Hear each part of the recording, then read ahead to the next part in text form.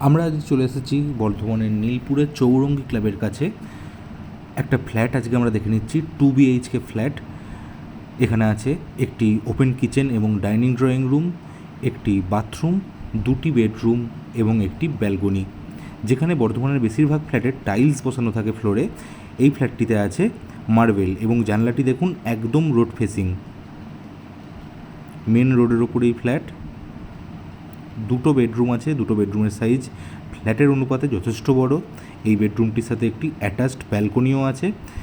ফ্ল্যাটটি একবারে নতুনই বলা চলে, তার কারণ এই ফ্ল্যাটটিতে কখনোই কেউ থাকেননি।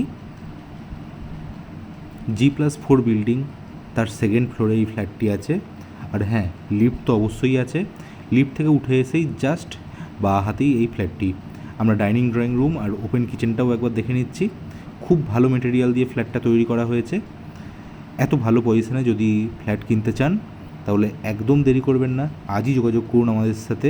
নীলপুর বাজার থেকে এই ফ্ল্যাটের ডিস্টেন্স মাত্র 50 মিটার।